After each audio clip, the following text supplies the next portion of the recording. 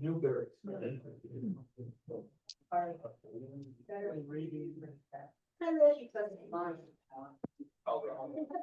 Oh, are you okay, sir?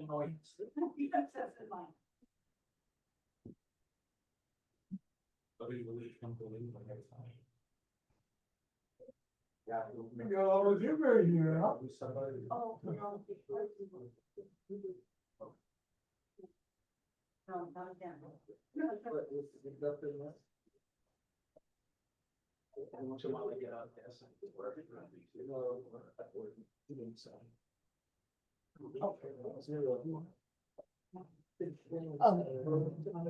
Jim, the question that you asked earlier, What was that? the question you asked earlier, the answer I said I wasn't sure is yes.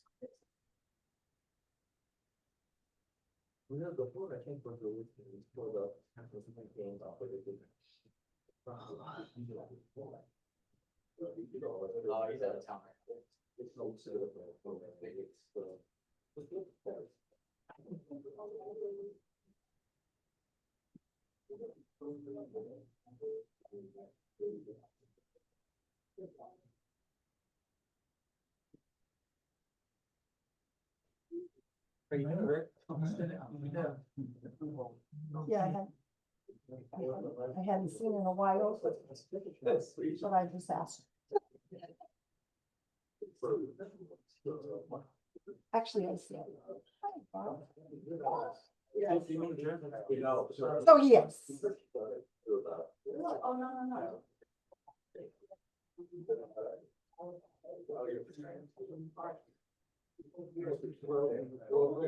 no.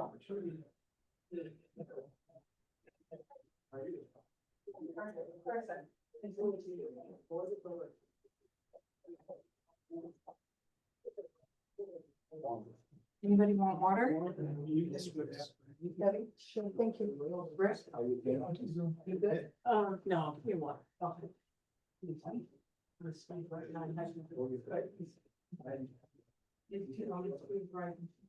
You're going to squeeze them. I'm gonna try.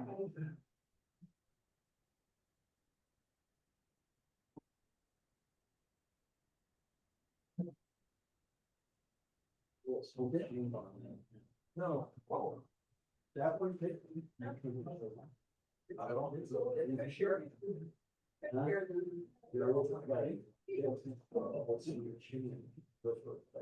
Figured I might go a little bit off. Thank you. You're welcome.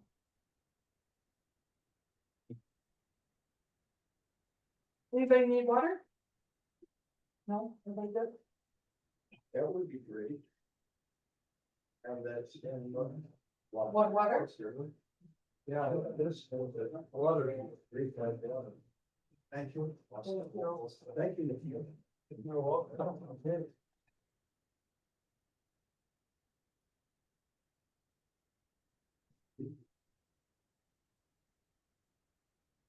Oh, there's a little thing right in.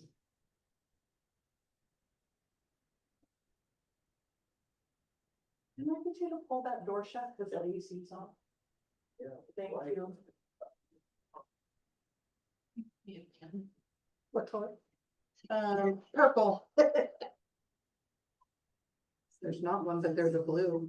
There's red. Let me see, as long as this one works, yeah. And approval of the agenda. Do what? On the approval of the agenda, we have to change it. Yes.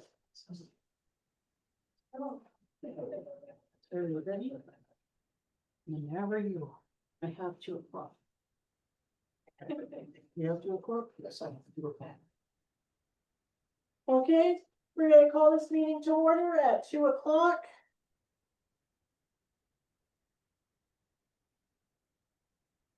You want to do a roll call for me?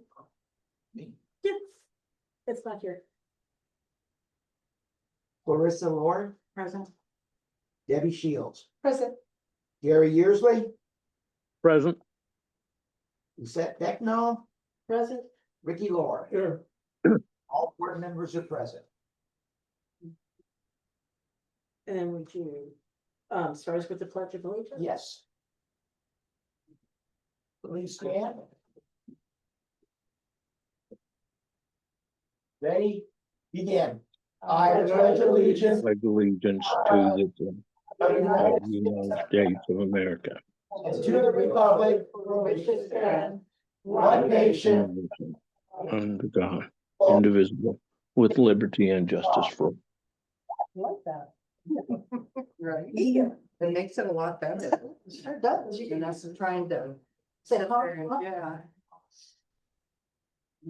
And then for the approval of the special meeting agenda, there were some changes that need to be made. F, the closed session, we're changing it to an open session.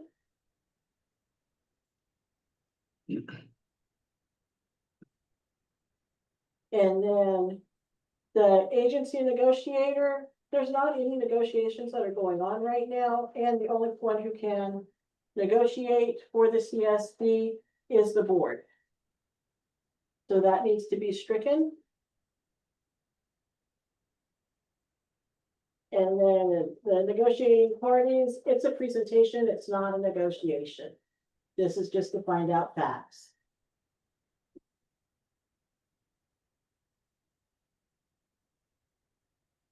Okay, I believe that's all. And under negotiation where it says negotiating parties, under negotiation, it's just presentation. Is that what you said? Yes, Yeah, it's a presentation. It's just to get information. and it's not property. Excuse me. No action shall be taken today then? No, This is just discussion only? yes, Very well. yes. This is the first time we meet. And we're gonna find out the information on what, Notice should That's have been, offered. notice, excuse me, madam, notice should have been served on this, changing from closed session to open session. You can't just change that arbitrarily at the meeting itself. There should have been notice given. If you're, so that allows community members and other folks in the community, other communities that are closest to us that could be affected by the outcome, they need to have notice. Plus, if I may remind the board, the Brown Act violation right now, currently, you have Gary, board member, there is no, he may participate only both audio and visual technology. That's requirement from the Brown Act. Plus, he is not allowed as of, if I may,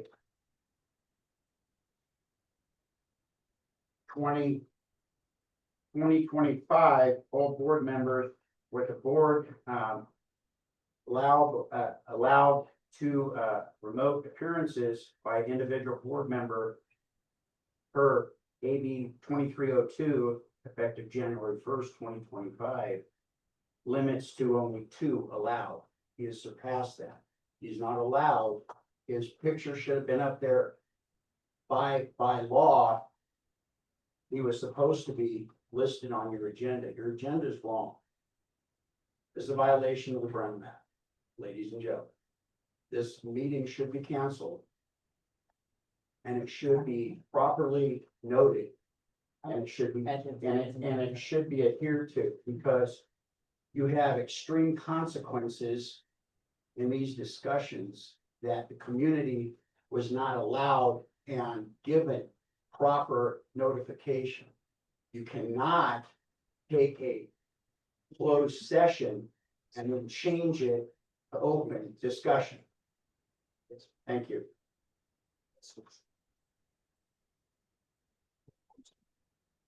Okay. Do I need to continue? What do you think? Okay. May I ask one other question? Do you have legal counsel present to advise the board for this type of session? no, I highly recommend. I highly recommend that the board seeks legal counsel for proper her proper notice of legal action in the future with regard to closed session, codes and so on. And changing the closed session to open without notice, to the community and the district surrounding this community. Thank you. You're welcome. Any comments on the board? Any comments from the Can I board? make a suggestion? I think you're substantially right. And everybody wants to be in compliance with Brown law, and I agree with you, we want to be open to representation. As a suggestion, maybe close the meeting. And I don't know if this is a community building, but I'd be happy to talk about why I'm here. And why County Fire would be interested in continuing to partner in this particular area and have an informal community meeting. Then at a later time, with proper notice, have an open meeting, and I'd be happy to come back and do that same presentation. Same time, I'm happy if anybody wants to record what I have to say, put it on Facebook, let's do it. Mhm. With that. Yes. That would be Okay, just having, if the board, I agree. Yeah. With fire. I agree, and here's why. I think it would be pertinent for everybody to understand exactly why it's here, not just see a closed session on an agenda item. And rumors and talk amongst Facebook and the town and things like that go on. I would like to hear it from him. What exactly is the partnership they're proposing for the area? Because I have a feeling, being a director in Newberry Springs, this may fall downhill to us eventually. So what goes on here now may affect Daggett, most likely, and it may come to Newberry's door. So I'd like to get ahead of the mountain, if you want to call it that, and understand what exactly is the verbiage, what are we talking and discussing? So if you wish to close the meeting, I would accept that 100%. And then he's up here, I do not want to waste Fire Chief's time up the hill. And have a discussion, a public discussion, just casual, and find out what's going on.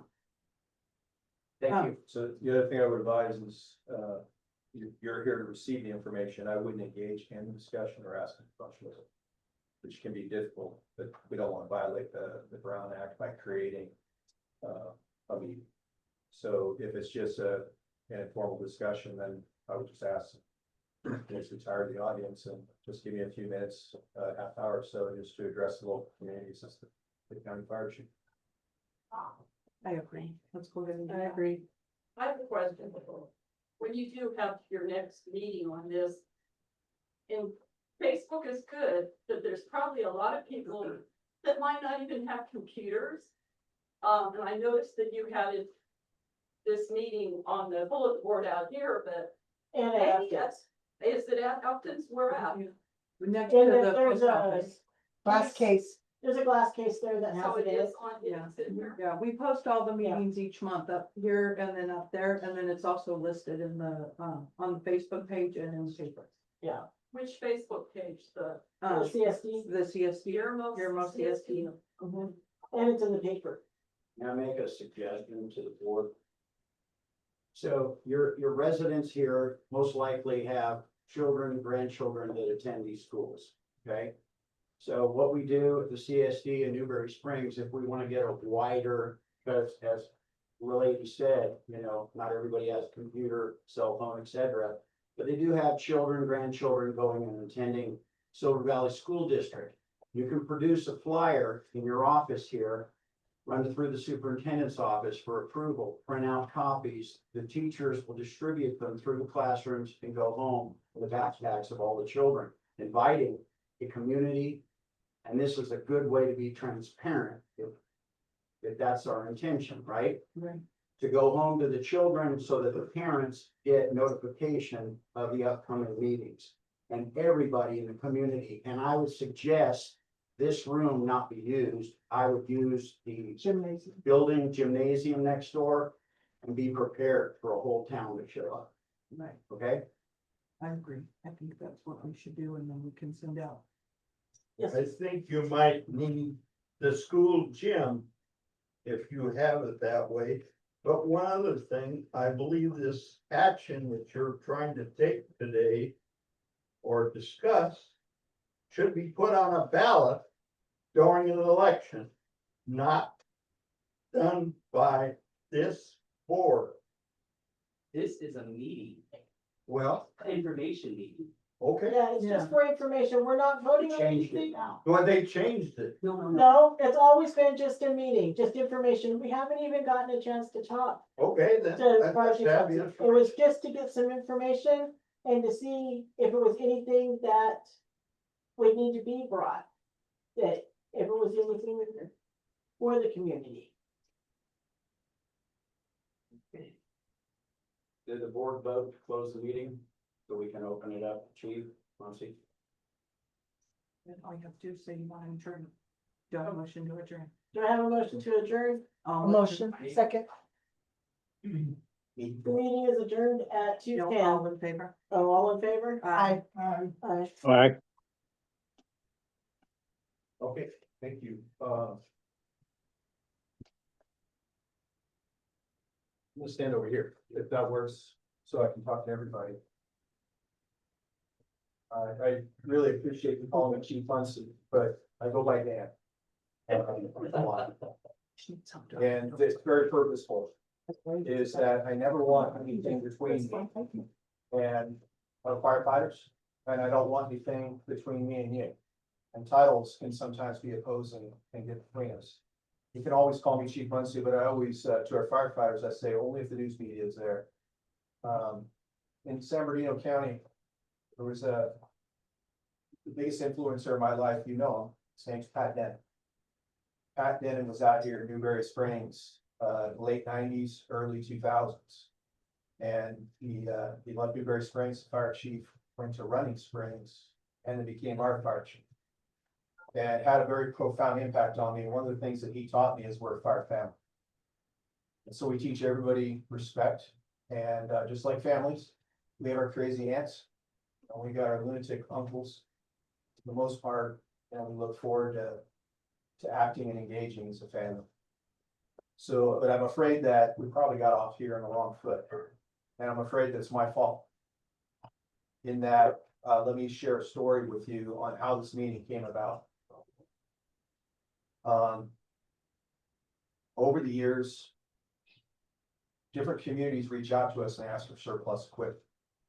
And in San Bernardino, we have a policy that allows us to donate fire engines, equipment, supplies, water tenders to local communities. And if the local community doesn't want it, then it goes to community college, because we want to support a community college, because frankly, I want to hire local firefighters.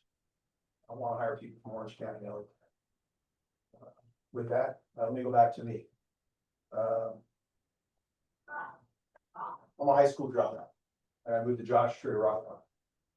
And I was climbing, and my friend fell, broke his back, and that's how I got in this career. I went to the local community college, Copper Mountain, Joshua Tree, and I took an EMT class, and I became a volunteer firefighter. I learned that I love this. I got my GED, I went to paramedic school, put myself through the fire academy, and every day I worked to be a firefighter. But I've never forgotten where I found. Jeff here, same thing. He was a pay call firefighter and still lived in the desert here, still lives in Apple Valley. I still live in Yucca Valley. And coming to these meetings, this is the way it should be. I don't like the institutionalized meetings that we sometimes see or sometimes becoming. It's been in buildings like this, and it's with people that are not afraid to give their opinions, because I think that that's what makes us better. So over the years, I think, you know, BJ has done a great job of reaching out, telling us, hey, can you get a fire engine for us? And Paul Cook has been a great advocate, Don Round, great advocate for this area. Both of them have said, hey, if you need fire engines, let's figure it out.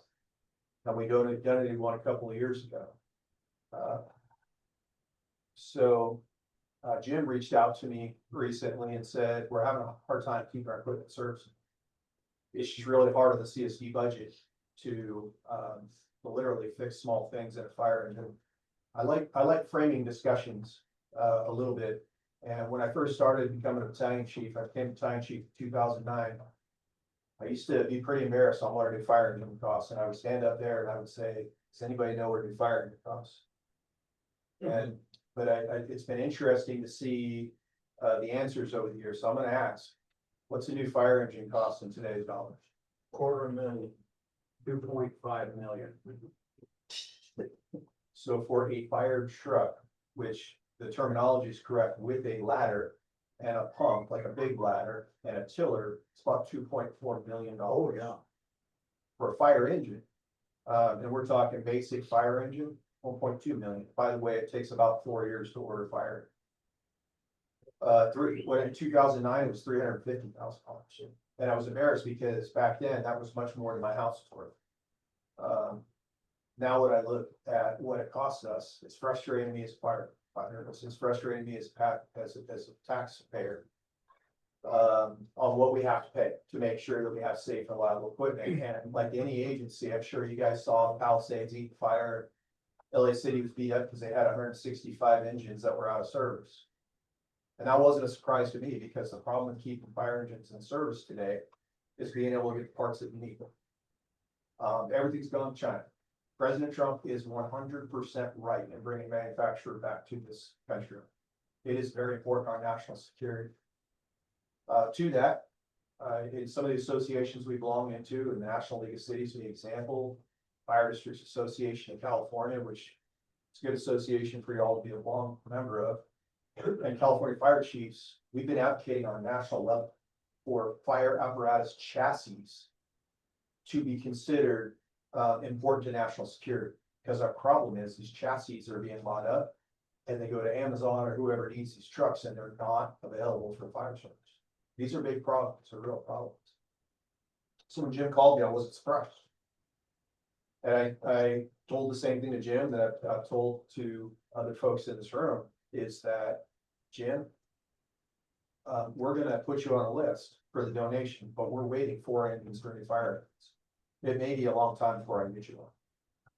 But there's another option.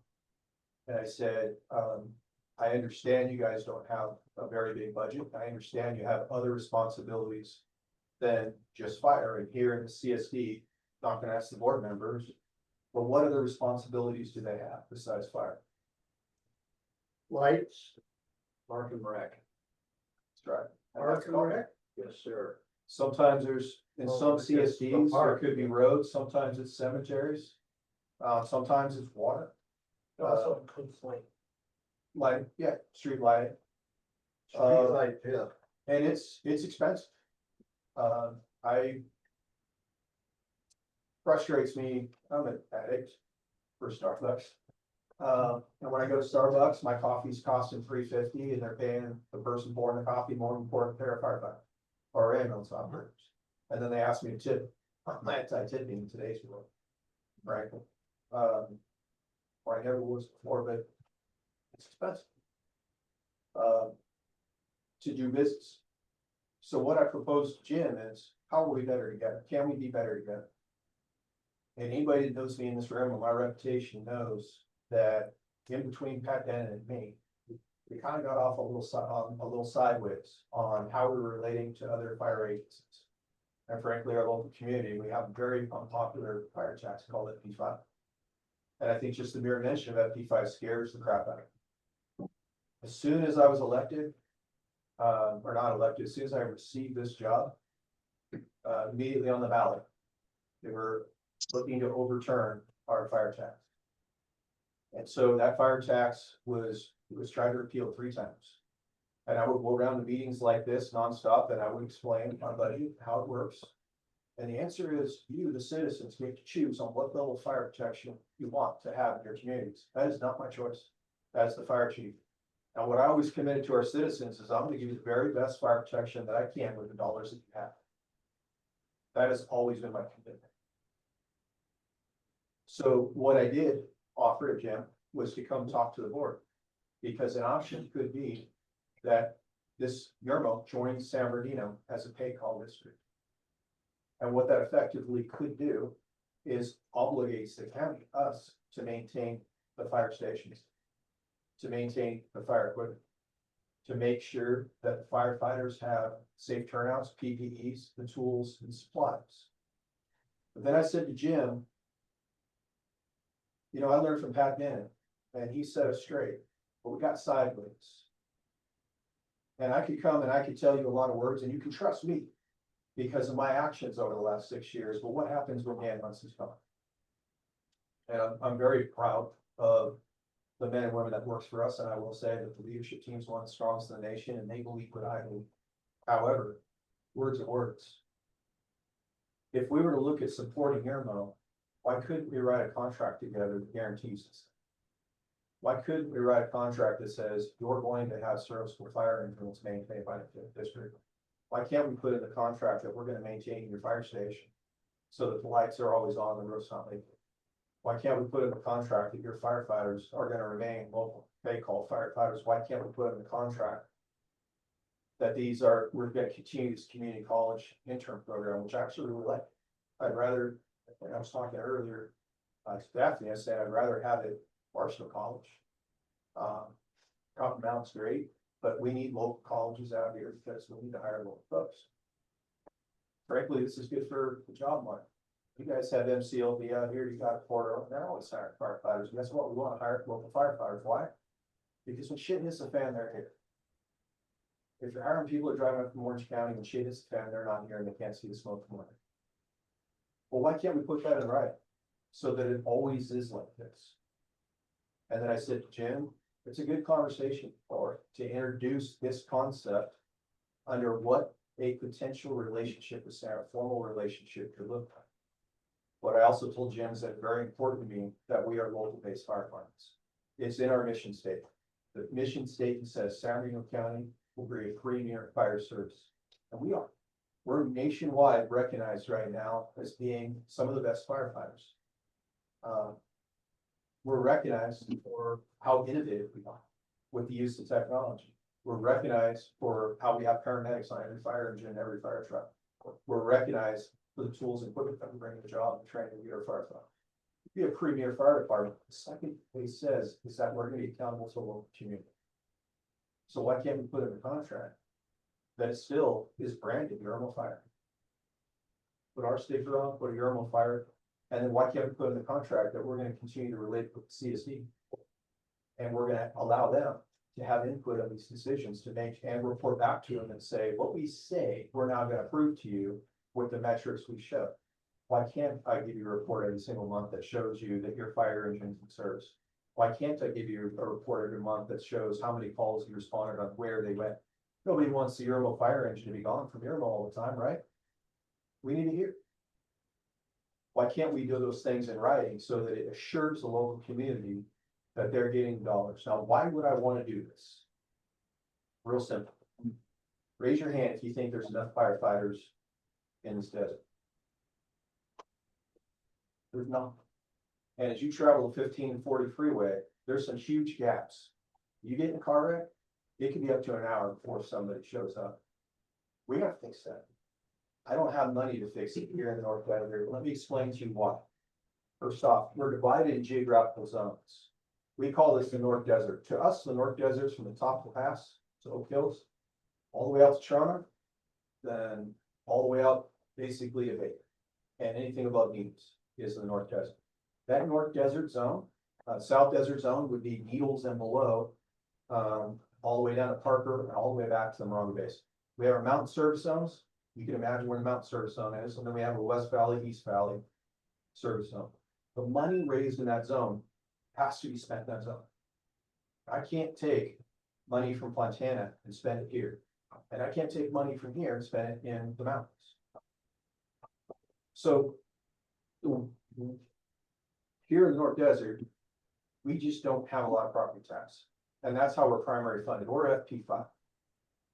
And the reason is, this is a huge area. You say, well, look at all this land. How much dollars does the federal government give us to protect federal land? Anybody know? Zero. Yep. $0. When we go out to Dumont, free. We go out on these car crashes on the federal freeways, free. When we go to anything that's not in a local community, it's free. The federal government gets a ride. And if you watch us, I've been back to Congress. I've testified 7 times in the last year on these issues, advocating that the federal government needs to pay their fair share. So our firefighters, and they can respond to this. It's not there. How much money does the state give us for responding to state land? Zero. And so we're working with the state.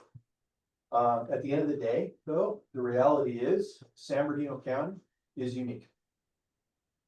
And so our local, congressional members, Jay Overholty, when he goes, he's one vote.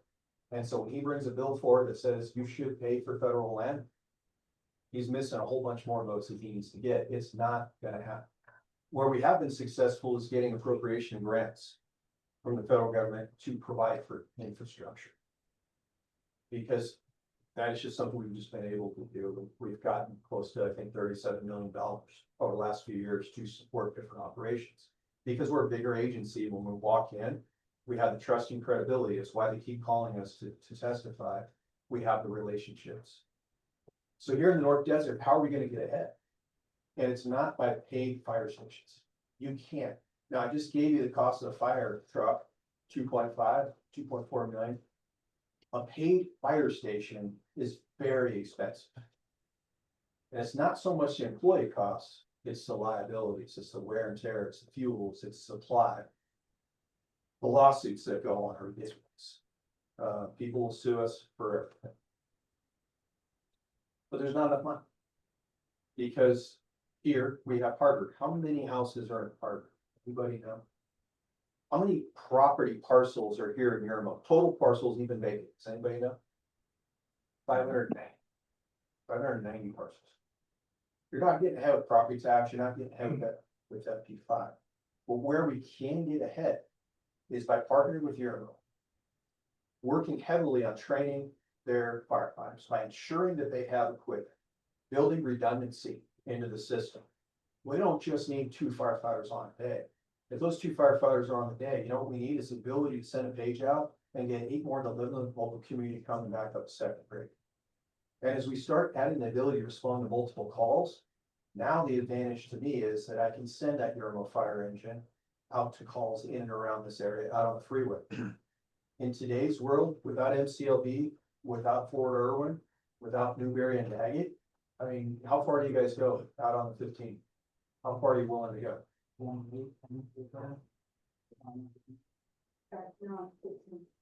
So it's a lot. When you're thinking about Baker coming this way, we need to invest in local communities. This is the mechanism that we invest in local communities. Now, besides investing is that I don't want to give words. I want to put something substantive down that guarantees the future.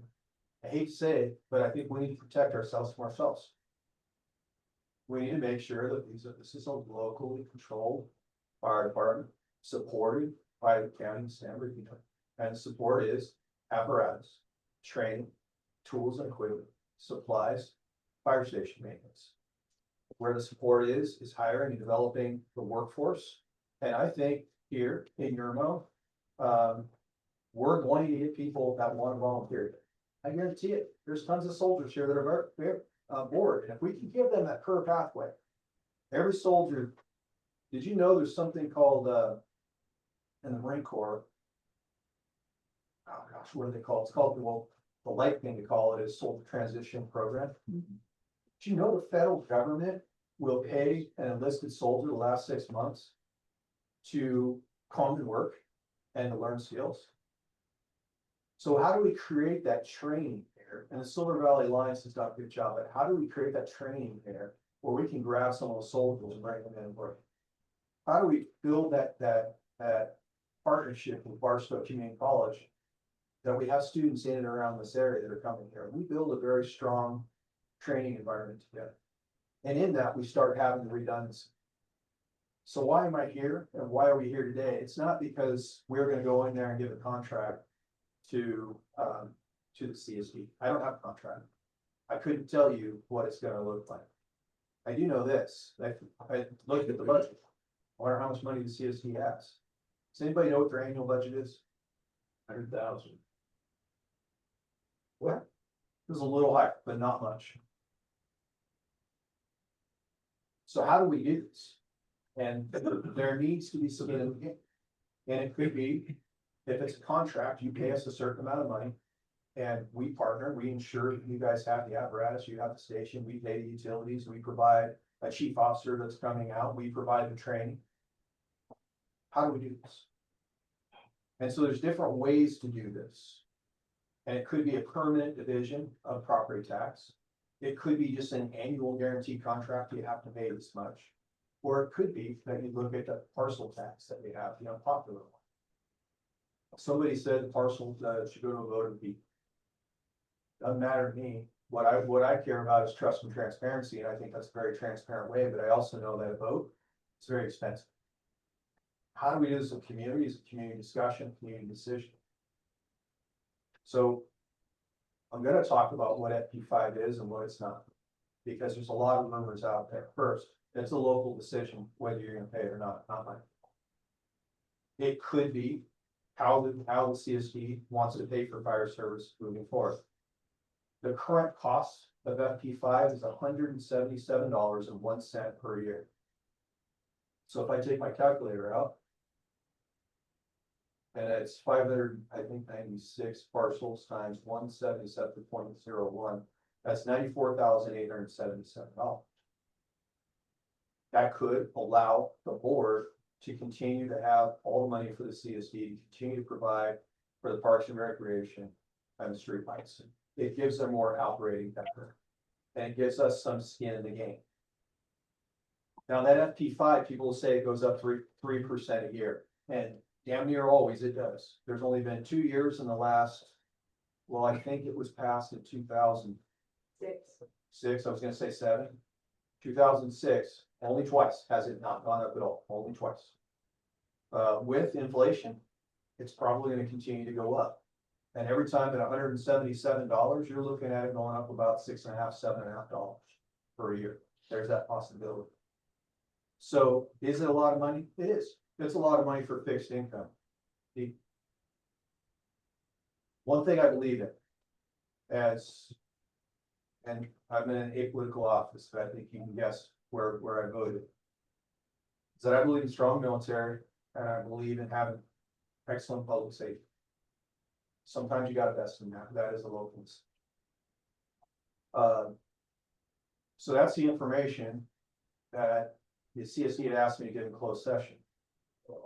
And it is, and it could be a start of the contract, but I know the CSD and they need to answer their questions before they would even consider bringing it public, because what if it's a whacked out crazy idea? You bring it to a public meeting sometimes, and people are gonna get very upset and say, why would you even consider this? And they would have to answer, well, we can't consider it because we have to receive the information from you. But if it could potentially be a contract, maybe we can do this in closed session. I want to say to the CSD, I think it's right to bring it forward and let us have a conversation in the open, because we're not going to get trust and transparency if we do it behind closed doors. Appreciate you saying, let's let Dan, not Chief Munsey, speak. Because he came out, but if you know me, you'll know that I'm always out here. I take pride in being involved in communities, and I'm always happy to come out here. Unfortunately, the only thing I could work was on a weekend this month, which is why this meeting's on Saturday. What I would ask from the group, whether you're from Newberry, Daggett, or Yermo, is that give the opportunity for me to come back, meet Jim, and talk to you some more about what this can look like. I do recommend that you talk to the board members and ask them, how can we sustain fire service? Can we do it with the dollars that we have? Because if you know how I vote, you know that I don't like paying property taxes. But I do know that the world's gotten a lot more expensive, and it's a lot harder to maintain. Liter coffee costs $3.50. Now, I'm gonna shut up now, as I just said a lot, and I hope I didn't ramble too much. But is there any questions and please feel free to give me anything. And by the way, anything I say here, please tell your neighbors, put it on Facebook, communicate it out. Yes, sir. Sir, how is the county gonna produce better, more adequate service than what we're already providing? Not, haven't even had this conversation with Daddy. But so we do context to Yermo, where I think we can be valued in Yermo. Apparatus. I know that we can bring newer apparatus here and get it in play right now. If you go talk to Warren or go up to Trump, they'll tell you that we have really changed how we treat our pay call firefighters since I've become firefighter. We put in a volunteer coordinator, and they'll say that any class you want to take from the county, we're providing, and we're allowing them to go other places, and we're training. As a matter of fact, last weekend, I had a fire patrol 3 that we had all the folks. We've removed that green tee from most of the helmets. We've allowed Bruce from Trona to go through the company officer classes. He's working alongside our full-time training. Turnouts. Turnouts are expensive. You don't worry about PPE. You don't worry about SCBAs. You don't worry about the radio costs. You want to be on tablet command, you're preparing fire, you get a tablet and it shows you all the information you need real time. It shows you where every unit is. Those are some examples where I believe county fire can bring value. Again, I think the better question is, why the hell would I want to do this? And it's because I want to build redundancy here so that we can have the capability to respond out there.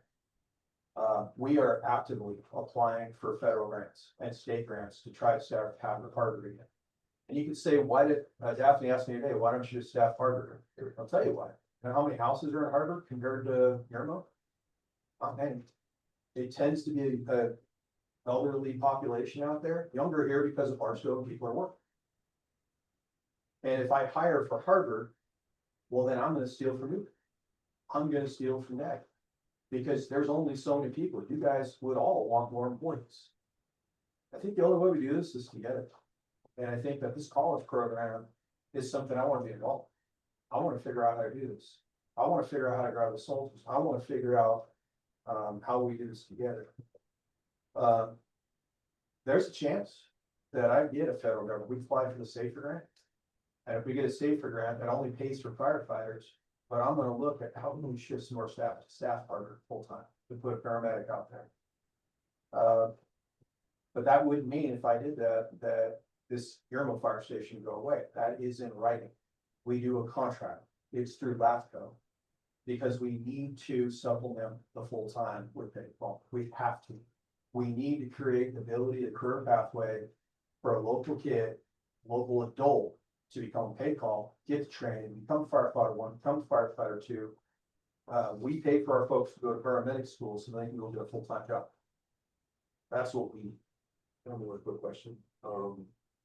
What happens to the older generation that has been here for years providing adequate service to communities? What is gonna happen with that? Do we have, so we respect our firefighters. And probably in Forest Falls would be the greatest example. There's 75-year-olds that are still working.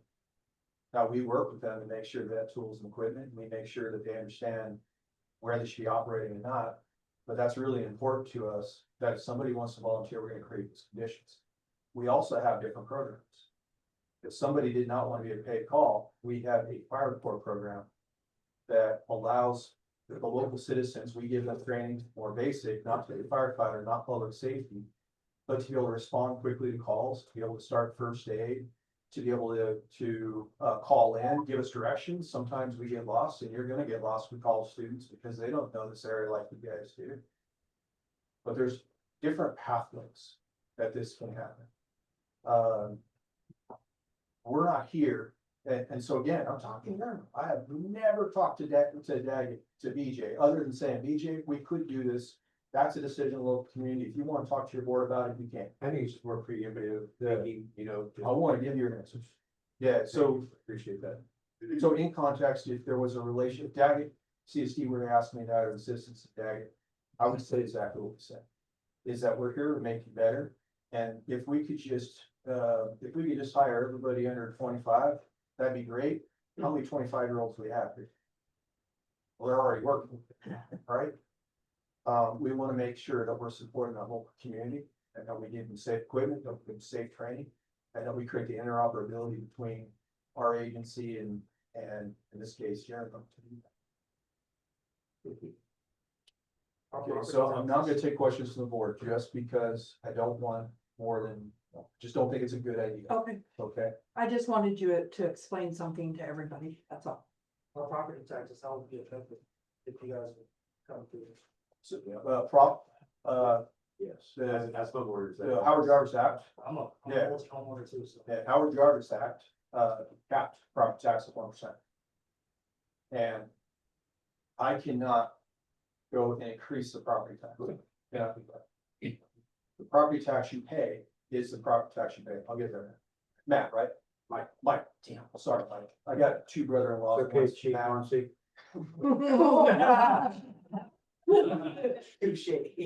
I apologize, Matt. Right. I know where you're gonna go, I'll get there. Your property tax is what you pay. So how the fire joins county fire, there's different mechanisms. It could be a contract. A contract would be taking your existing dollars you're already paying and giving a portion to county fire as you move forward. You don't pay any more in property tax. It could be that there's an FP5 parcel tax applied. And if that happened, the local community decided to do that, that would effectively, you would pay $177.01 more per year with that FP5. Either way is fine with me. We need to have skin in the game from both sides. I can't do this for free. Is that consistent of owning multiple homes?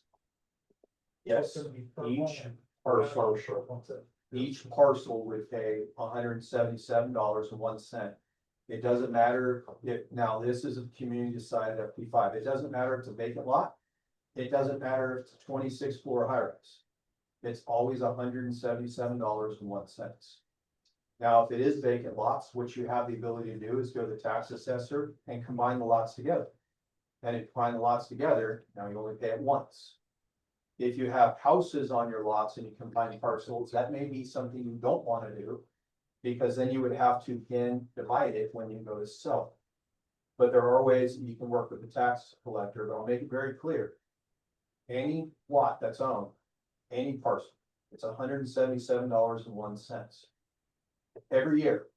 Highly likely that it's going to go up 3% a year. I'm not doing the math in my calculator, but it's like $7, $7.50 potential increasing per year. The reason is inflation. It's killing everybody. Can't do it for free. But I think that I can sell to my fire board. So another misnomer here I want to address. Did that adequately address your question? Yes. Is that people look at us and say, we don't want the county to county. I'm not the county. We're a special district. Just like the CSUs. My fire board happens to be the board of supervisors. And I actually love it. Sometimes I wish I had my own fire board that was focused on public safety, but what I like about it is your supervisors really care about this area. Paul Cook really cares. Don Rao really cares.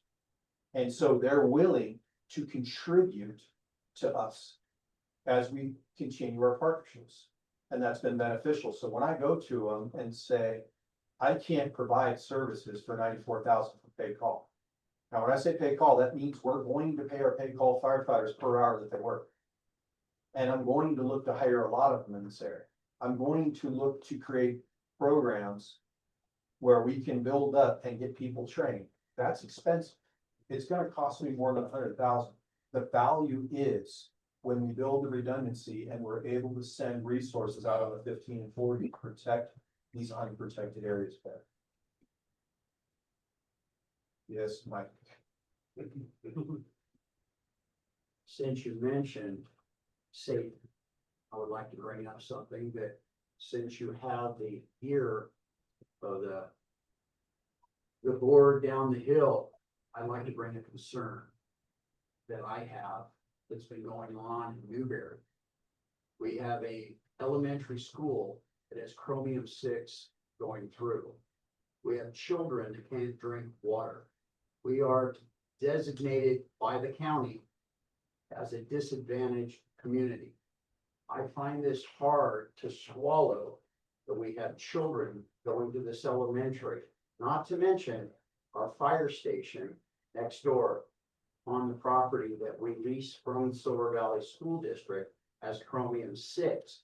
Our firefighters are stuck taking showers in chromium-6 water.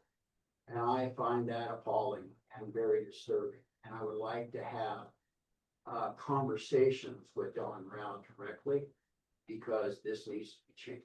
Sure. To give you your phone number, Mike, Absolutely. I'll have them reach out. I'm gonna wear a different hat from past life. That's also a concern of mine as well as what he's stating. My children go to that school. We're in fellowship with Newberry Springs, so I'm concerned about them as well. They provide the fire protection to my home. I also live in Newberry Springs, so that's a definitely a good thing to bring up. I'm really happy that you said that. Not only that.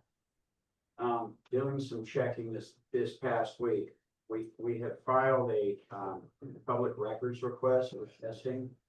We have another company coming out. I'd like to let everybody know, October 20th, it is water. CEO gonna be at the Baptist Church between 6 and 8 o'clock to give a presentation. They want to bring their water into Newberry and dump it in the pond. The concerning point for that is that's more chromium 6. So please attend.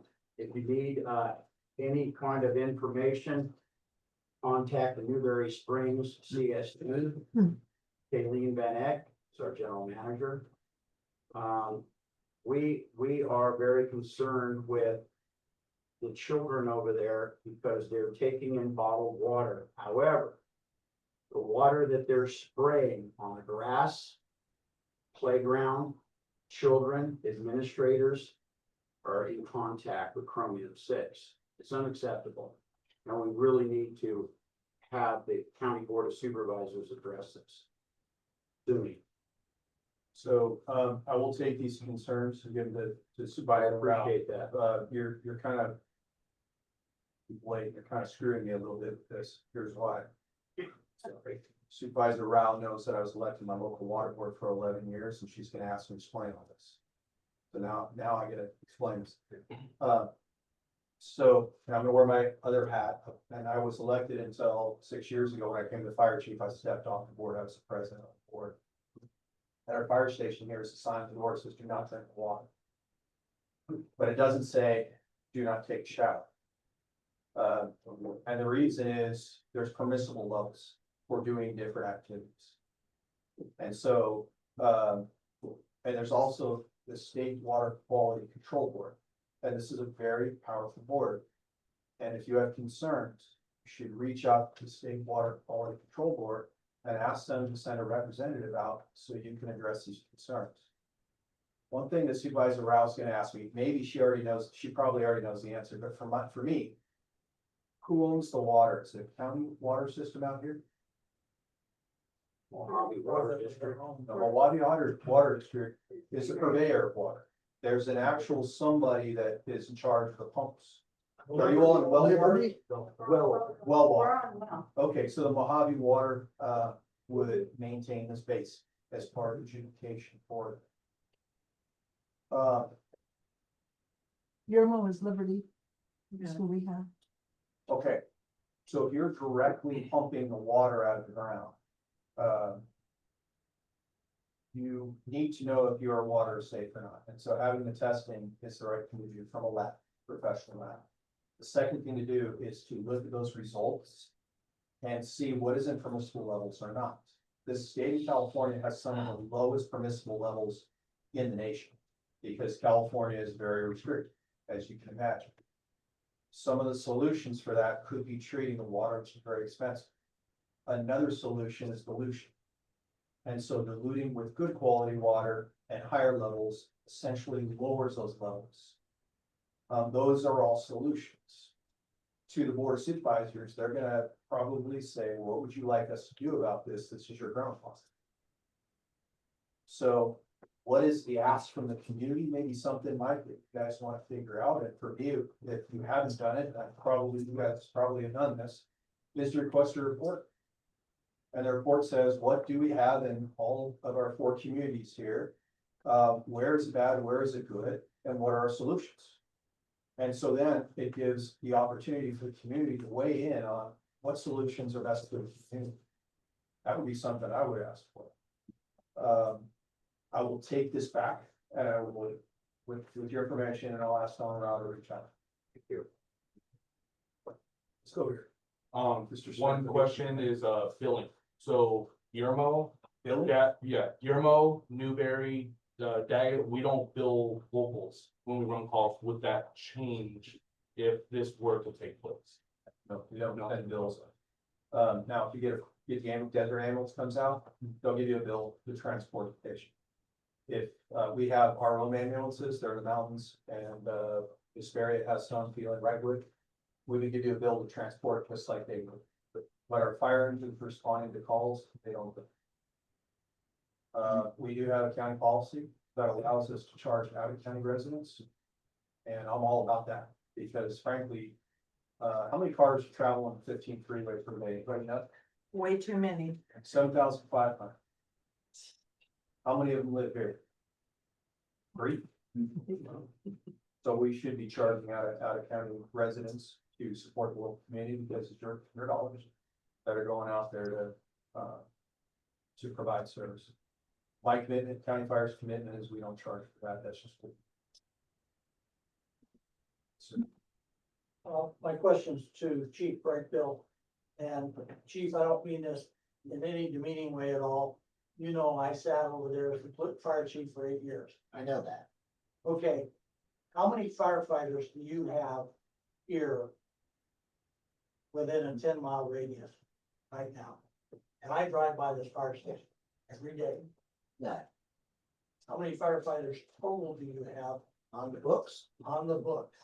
Well, And they're all in 29 homes. no, they're not. Well, no, I know some are from down below. Right. Coming up to get experience. And some will have one in Victorville, and the rest of them come from down the hill. We're glad to take applications from locals. I've advertised that. We had one local apply, but couldn't pass the background. I know how hard it is. You keep volunteering. No, that's a fair question. And this is another reason, that we're looking for alternative ways, because this district here, and I'm only gonna speak for Yermo, they deserve quality public safety and emergency response capabilities. You guys all do. I mean, there's one thing that we can't control here, and that's our age. And the people that live here deserve top quality service. Okay, and I agree with what, Dan said about hiring locals. And we do that where I live. We partnered with the county and the Morongo Basin. And they come to the school during our job fairs. And we want to put our local people to work in the Morongo Basin. So you live in Joshua Tree, you get hired as an ambulance operator, then you get hired by the county fire to be a firefighter, and everybody knows everything up there. We want to get that same model up here. Even though I work at Copper Mountain College and I'm working at several fire academies, I believe we partner with Barstow Community College. That's where our local people go to school at. All right, and I fully support that. Really do. Because you're absolutely right. Back in the old days, I started as a volunteer. Guess what? We had 40 or 50 people on the books. Right? And they all lived within 5 miles of the fire station. And at that time, we didn't have pagers. We had a siren that went off at the firehouse. And when everybody heard the siren, they came. And to tag on what Dan said, the guys that were my age, I'm 70 now. So the guys that were my age, guess what? They got on and guided people where to go, you know, on the fire, because out there in Wonder Valley, there's no road signs. You don't know if you're driving down a river wash or not. And we had our older people served as navigators when we showed up, because I live in 29 Palms, and it was a big value. And I fully endorse the Fire Corps program. If you're, you know, living in the area and you're not one of these people that want to drag hose, but you want to give back to the community, I support that where I live. And I'd like to support that here, because it gives our local people a chance to be involved in something and support the firefighters in a support role. Hopefully I answered your question, sir. You did. Reality is that volunteerism across the board in the toilet. You can't get them through Red Cross. You're not getting them through all of the organizations that really need them, including our fire department. And quite honestly, the people in the community, they're working 2 jobs because they're having to maintain a family and everything else. And they don't want to come back out in the middle of the night and work on a fire or rescue out on the freeway and things like that. These are a lot of things that are against these small communities. And that's where I think that we have a cradle to career concept. And so the Explorer posts schools, skills programs, ROPs, get them interested. And then, as Jim's mentioning, we have our fire hand crews and we have our ambulances that are good entry level jobs, they're low paid, and they have benefits. And then we train them to start being firefighters. And where we see interest is when you know that there's a career path to get you to firefighter, you're willing to volunteer a little bit more for a couple of years to get there. And so we've had an increase in how we're hiring. It's because of those programs, which you have to put them in place and then you have to manage it. You can't just have a program and not have somebody that's watching over it constantly out there and advocating for it. But it's the way to get ahead, because volunteerism, I don't care if it's a Rotary Club. I was the youngest guy when I joined the Rotary Club 25 years ago. I'm still the youngest guy in my Rotary Club. PTAs, even trying to get people to go out and coach sports, it isn't what it used to be. Some of it, I'll just put an opinion out, I think some of it was, if you wanted to associate with people 15, 20 years ago, you had to actually get out of your house and go associate with people. Now you can do it on your phone. And so there's not that need to get out, and volunteer organizations, why they were successful, is it gave us an association, be around like-minded. Did Jim say he was gonna move to Barstow and take care of the public? Yeah, I think that's what I heard you say. I'll just add that to the 6 I'm already involved in. No, but just tag on what Dan just said, when I was the fire chief at Morongo Valley, that's another small community, but we have a full-time fire department. But we only had 4 full-time people, so I have the fire internship program where I took fire academy grads, I gave them 4 units of college credit for every semester they came and augmented the fire station. Okay, and then that was the way I was able to get them their firefighter 1 and 2 and have 4.0 staffing. This district couldn't afford 4 full-time firefighters. And so it worked really well. And again, I had to stay with the college that was in the district. And this is why it's so important that we partner with Barstow up here, because it's a win for Barstow and it's a win for the local communities.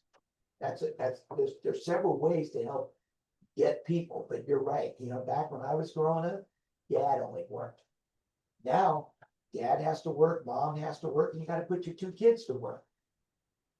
Okay, so it's completely different now. So that's the other reason, you know, I was talking to Dan about, you know, coming up here and supporting this area. So I can tell you, his support where I live has been superb. If the people are affected, up $100+, how's the CSD gonna do that? So if they were to pay that parcel tax of $177.01, so it's much more $100. I want to be very Because if they have a budget of 100K, what you guys work, you know, I mean, it's hard to see that 100K of that budget being put into this. You understand? So where's the development? So I think it's more than 100,000 and this basically 143. And that's a community decision. That's now, so what are the options is half of that split with the fire district to provide the service. It could be that they do a parcel tax, that's what the community decides on, and then keep that 143,000 to do better streetlights, better recreation, better. We haven't had streetlights in a minute. What's that? We haven't had streetlights in a minute. No, We got like 1 streetlight every 4 blocks. you know what? We haven't had sidewalks, we haven't had a lot of things. And I don't know, I own companies too as well, so Can get you- it when it comes down. to the point. I'll speak on that real quick. If you know what poles they are that are out, if you can get the numbers and let, Ed know, he can call it into Edison to get them fixed. Okay. We just need the pole numbers. Okay. So, and, yeah, because, I mean, if I knew where they were, I'd go get pole My house numbers on the myself. block is like right as on the sidewalk, Yeah, you know, and it shows like all the kids that cross by, but as they walk in, I know it shouldn't be this this. would be bad neighbors, since I just want to shoot the streetlights out. yeah, just, I'm a gunny. if you can do that, because that is one of our things that we're over is the street lighting. So if we know that they're out, then, then Ed can call it in to have them come fix it. Okay. Okay? That was one of the difficult questions is, you guys make so much overall, I get it, one thing is not where you guys want it to be, but where's that money go? Well, trust me, if you come to our budget meetings and you'll see. So 143,000 is the budget for the fire department, Yermo, correct? No, sir, whole That's district. the whole district. So That's the CSD altogether. And So what do you have for fire? You have That I three can't speak. purposes, right? Fire, park and rec, lights. So what is the portion for So, fire I'm alone? gonna stop that because of your original comment, and and I hate to do this, but I wanna make sure that it's just an informational meeting and we don't engage, but. And Mike, I don't wanna call you out, but that's a great comment to bring up to the next regular scheduled CSD meeting. Okay. I was just wondering the two options here I understand. that you see, chief, that $180 per partial lifting up tax, the CSD keeps the other money in their budget, Local decision. but it would be a township, not on the, how would that?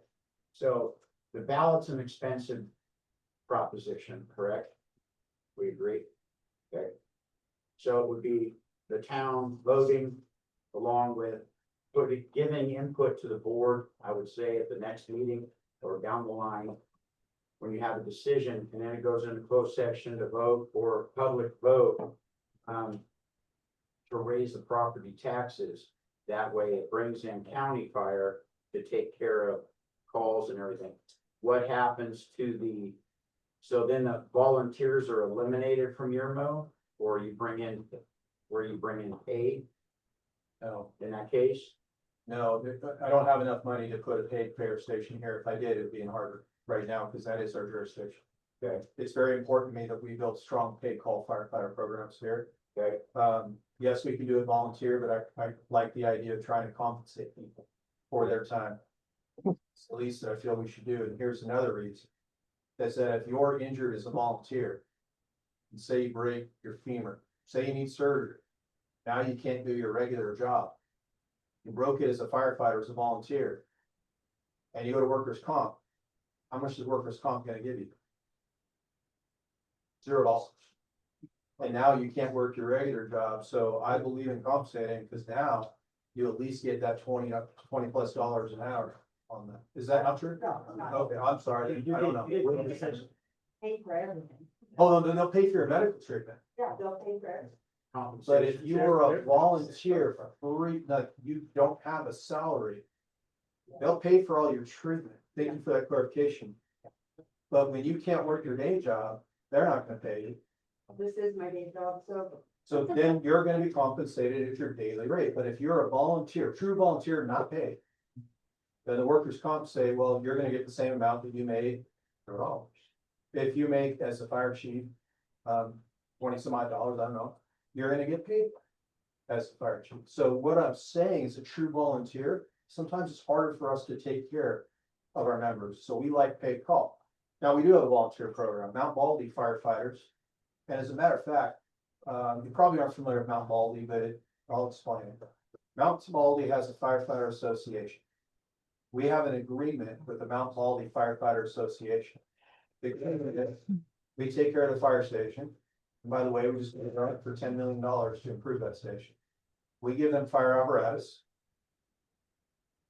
They are free, they volunteer for free. Mount Baldy Fire Association buys the employees. They wear a uniform, just looks like this. It has county fire on this shoulder, and it says Mount Baldy on this shoulder. And they have their own fire chief, but they're part of San Bernardino County Fire. So that's in writing. That's you can Google that. Mount Baldy firefighters is how they identify the community, but they're supported by the fire district. They have our fire engines. They wear our uniforms, and it's our service center.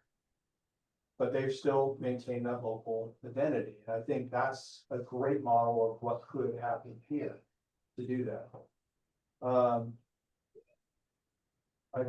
Mike kind of got off, the question you brought up was, so local jurisdiction, I think what you were saying is, how would this vote work? If you were to do the parcel. I'm concerned about the the options. One, if we went to a partial, per partial, here's the problem with county. This gentleman here, he owns multiple parcels, right? If he combines them down in code enforcement, there's a substantial fee to rechange. It's gonna be very costly for this gentleman to combine to only, let's say, take 4 partials, combine them as one, so you have one taxation of 180, right? Instead of 4 times 180, right? It's. So it's gonna have let to me be a- answer that, Mike, is that it's way less expensive than you think. I don't have the exact number, but I believe, like 80% sure it's under $100 to do it, one time fee. So in this case, if you had 4 partials. What's that? I think that's a little high from what I remember, but I'll take yours. Additional properties that I have multiple houses as well, Yeah, and I got 14 houses out here. so where it would not work, where I don't believe it would work well is if you have houses on your property, you may not want to combine them all. The second is if your property is not contiguous, you can have a parcel across the street, that's fine. But you can't have a parcel on the south end and a parcel on the north end, can't join those. But there are options that could be explored, again, that's a local community decision. Yes, sir. I'm a resident of Newberry Springs. I've got a number of parcels in different areas of Newberry. I also have some property over in Daggett. A few of them are really small. And we have some large farms, 160 acres or more in Newberry with maybe $1 million of improvements on them. And the FP5 tax on that, minuscule. But I have got some parcels that are, well, one of them is like 15 feet by about 100 feet of desert land. There's nothing there that's gonna burn. And the idea of having the FP5 tax on some of these really small little fragments being the same as 160 acres plus $1 million property, there's a discrepancy there. I really don't understand how FP5 ever came about, rather than having a tax based upon value of the property, like everything else is. I can explain that. Yeah, it sure doesn't seem fair. And probably it's not fair. You're right. If it's a 15 square feet versus $3 million valuation, still that $177. I want to make sure we're clear. The information I was asked about is only Yermo. Newberry has never reached out to me and asked me this presentation. County Fire will not engage in Newberry unless you came to me and said, we want to receive this same information. I want to make it clear that County Fire is not going to Newberry or to Daggett or to Yermo or anywhere else to try to do any kind of hostile takeover. It is impossible for us to do, even if we wanted to. I don't want to do that. My job is to maintain great relationships in our community. That will be one way where our relationship would completely fall apart. Second thing, AFCO knows this is a local decision. When you do this kind of local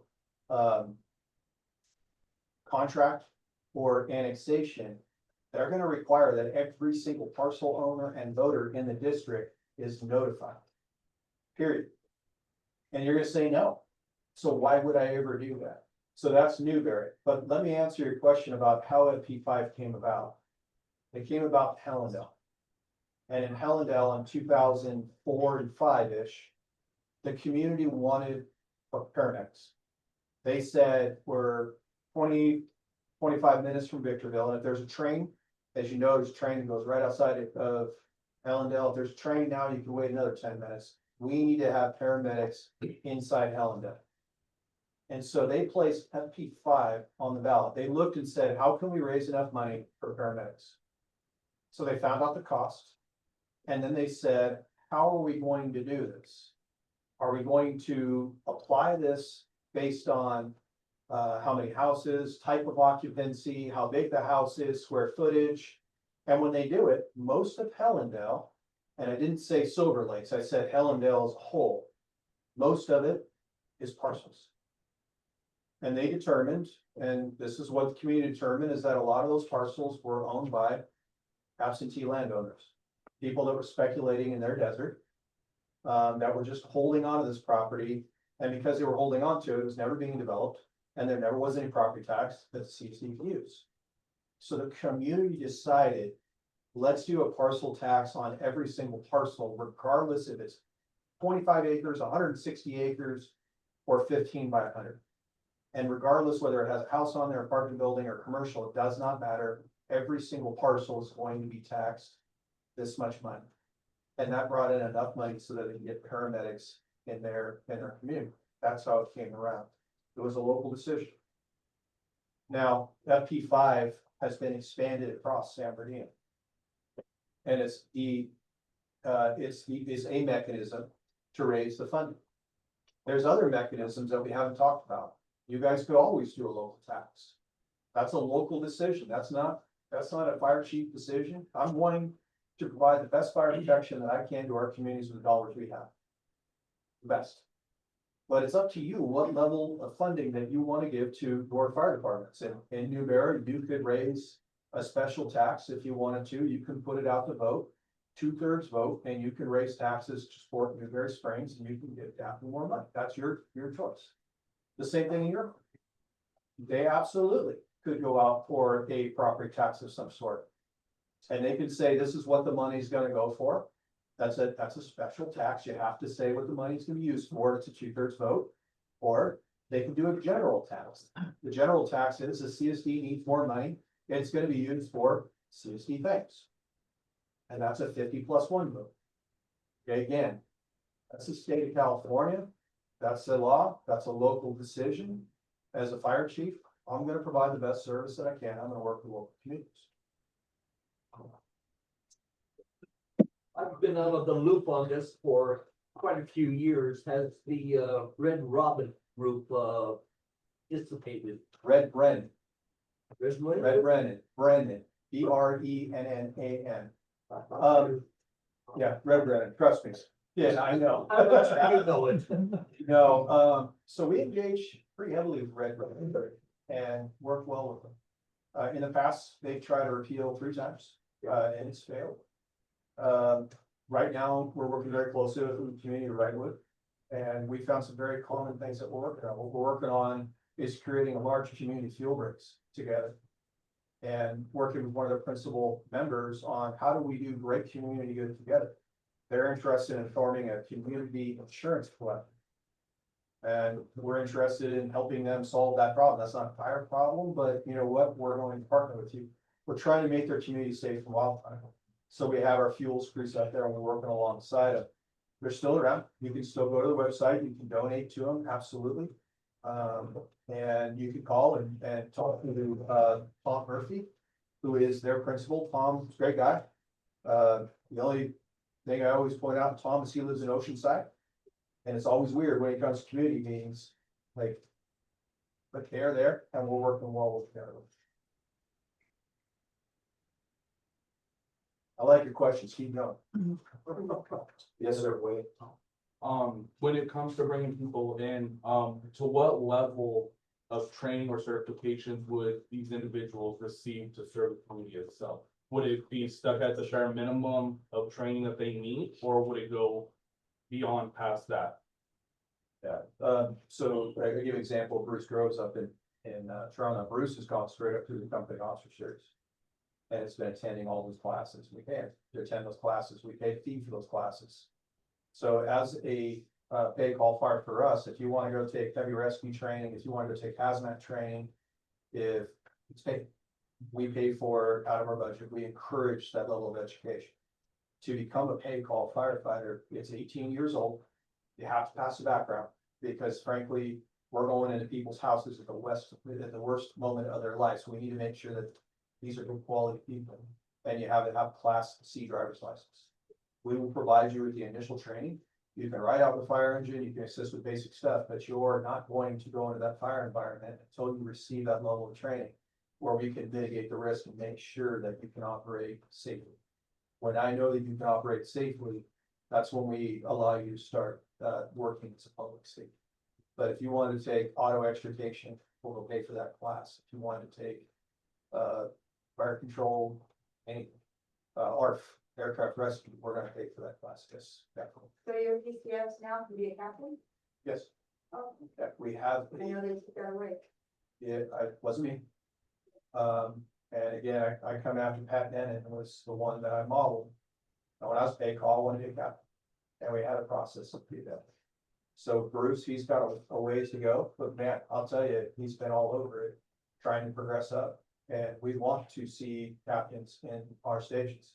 They are gonna be a certain qualification, and it's the same qualification the state of California is any captain. Through the state fire training, that's our qualification. They're gonna meet those qualifications, and we're gonna know that they're gonna be safely be able to manage crews, that they're gonna be able to manage, that they have administrative skills that they need. Even then, Bruce and Lauren, they're working with Jeff as a battalion chief with their budgets. They're helping set the budgets. They're calling when they need something. Bruce is making sure his people get to training. So he's acting while it's not a captain, it's a station coordinator, is what we call that. And Bruce is doing a great job there. But you absolutely can become a captain, and I pointed out Mount Baldy. Mount Baldy has a fire chief.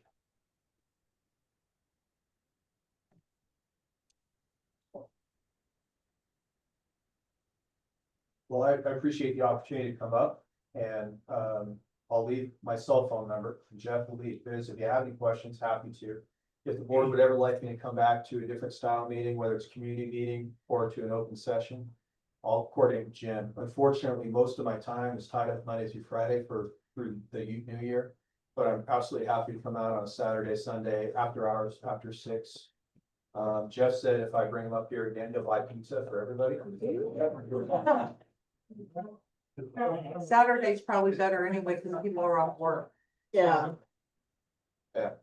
I really appreciate the time, and everything I said here, as far as I'm concerned, you can put it out to the phone. And I know that when you have meetings like this, you're gonna have people in the community that are upset. You're gonna have people that may be running off with rumors. I understand that.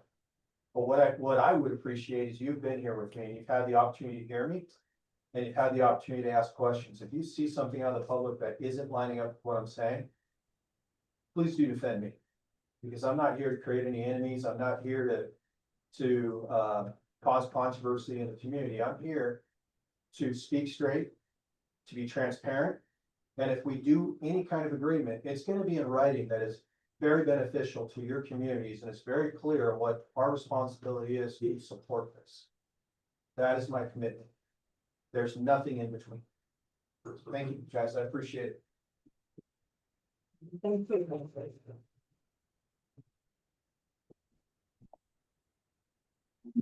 All right. Yes, we're